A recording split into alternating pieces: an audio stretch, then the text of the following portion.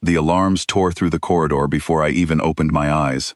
Red light pulsed across the walls of the docking station, and the floor shook under my feet as something outside slammed into the outer hull. I grabbed the rail beside me and steadied myself, my heart pounding so hard I could feel it in my throat. I am Vesa, ninth daughter of the Veiled Dominion, and in that moment, none of my birth rank mattered at all.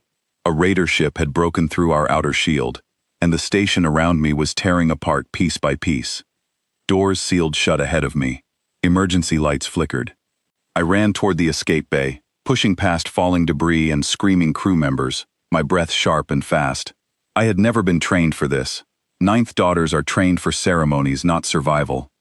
Then a hand grabbed my arm and pulled me sideways, just as a support beam crashed down where I had been standing a second before. It was Ethan, a human pilot from the refugee convoy we had taken in only weeks earlier. His eyes were calm even as the walls shook around us, and that calm gave me something to hold on to. "Stay close," he said. "This station is coming apart. We need to move now." I did not argue. I followed him through smoke and sparking wires, past crew members shouting orders that no longer made sense, until we reached a small docking pod at the edge of the station. It was old and battered, clearly one of the transport ships his people had arrived in. He pulled the hatch open and pushed me inside before climbing in after me. The moment the hatch sealed, the station shuttered again, and through the small window, I saw an entire section of the outer ring break away into space. Ethan dropped into the pilot seat, and his hands moved fast over the controls, faster than I thought possible. Warning lights blinked across the display, but he did not hesitate. "Hold on," he said, and then the pod launched away from the station, just as a second explosion ripped through the section we had just escaped. We spun hard, gravity pulling at my stomach, stars and wreckage flashing past the window in every direction. I gripped the seat beside me, my knuckles white, waiting for the moment we would be hit and torn apart like everything else around us. But Ethan kept flying. He twisted the small pod between broken chunks of metal, weaving through debris that would have crushed us in an instant if he had been even slightly slower. I watched him, and for the first time in my life, I understood what it meant to trust someone completely, not because of who they were born as, but because of what they were doing in that exact moment. "Where are the raiders coming from?" I asked, forcing my voice to stay steady. "Unknown ship class," he said, eyes fixed on the display. "They hit the shield generator first. That was not random. Somebody wanted this station open." The thought chilled me more than the explosions had. This was not a simple raid. Someone had planned this, and planned it well. A shadow passed over the window, and my stomach dropped as a raider fighter came into view, turning hard to follow us. Ethan cursed under his breath and pushed the pod into a dive, dropping toward the debris field below the station, where larger chunks of metal drifted in slow, silent motion. "What are you doing?" I asked, my voice rising with panic. "Giving us cover," he said. "They cannot follow us in here without risking their own ship." He guided the pod between two massive slabs of broken hull, so close that I could see scorch marks etched into the metal from the earlier explosion. The raider fighter hesitated behind us, then broke off, unwilling to risk the tight passage. For a moment, there was only silence, broken by the sound of my own breathing and the soft hum of the engine. "We are not out of this yet," Ethan said. "Their main ship is still out there, and it will be tracking every transport that left the station." I looked at him, this human who had appeared in my life only weeks ago, now the only reason I was still breathing. "Why did you come back for me?"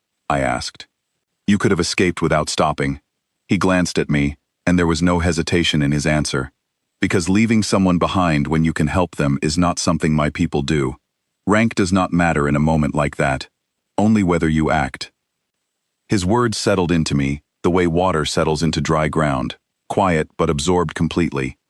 On Corvassa Prime, I had spent my entire life being told that my place in the world was already decided, that as a ninth daughter, I would never matter as much as my sisters. Yet here, in a battered pod drifting through wreckage, a stranger from another world had risked everything, simply because it was the right thing to do. The console beeped sharply, and Ethan's expression sharpened. "They found us." I turned to see a large shape emerging from behind a distant piece of debris. far larger than the fighter that had chased us before. It was the Raider mothership, and it was moving directly toward our position. "We cannot outrun that," I said, fear rising in my chest again. "No," Ethan agreed, "but we can outsmart it." He pulled a small device from beneath the console, one I did not recognize, and pressed several buttons in quick sequence. "This pod has an old distress beacon. If I overload it, it will send out a burst strong enough to confuse their sensors for a few seconds. That is our only window." "Window for what?" "To get behind that debris field and cut our engine completely, drift silent. If we are lucky, they will lose our signal entirely." It sounded impossible, but at that point, I had already seen him do the impossible once. I nodded, and he pressed the final button. The beacon flared, and for a brief moment, every light on the console blinked wildly. Ethan cut the engine instantly, and the pod went dark and silent, drifting on nothing but the momentum it already had. We floated in total stillness, the massive Raider ship sliding past, just beyond the edge of the debris field, close enough that I could see the jagged scars along its hull. My breath caught in my throat, and I did not dare move. Seconds passed like hours. Then the ship turned away, following a false trail toward another section of wreckage, and slowly began to shrink into the distance. Only when it disappeared completely did Ethan let out a slow breath and restart the engine, the soft hum returning like a small promise that we might actually survive this after all. "That was insane," I whispered. "That was flying," he said, with the faintest hint of a smile. We guided the pod carefully toward a nearby Allied outpost, avoiding the main routes where more raiders might be waiting. Along the way, Ethan explained what he suspected, that the attack had been aimed specifically at weakening the joint settlement between my people and his, perhaps to stop the growing partnership between our two species before it could take root. It was not simple greed that had struck the station. It was fear of what we were building together. By the time the outpost came into view, exhaustion had settled deep into my bones, but my mind would not stop turning over everything that had happened. I had grown up believing that my destiny had already been written the day I was born, far below my sisters, unimportant, forgotten. Yet here I was, alive because a human pilot with no royal blood and no ancient title had decided, in an instant, that my life was worth saving. We docked at the outpost, and as the hatch opened, warm light spilled into the pod, along with the relieved faces of outpost workers who had feared the worst. Ethan turned to me before we stepped out. "You did well back there," he said. "You did not panic when it mattered." "I had a good pilot," I answered. He smiled, and for the first time since the alarms had first sounded, I felt something other than fear settle into my chest. It was something steadier, something that felt almost like hope. As we walked out into the outpost together, I understood that the raiders had tried to destroy more than a station that day. They had tried to destroy the idea that two different peoples could stand together and matter equally. But because of one pilot who refused to leave anyone behind, that idea had survived.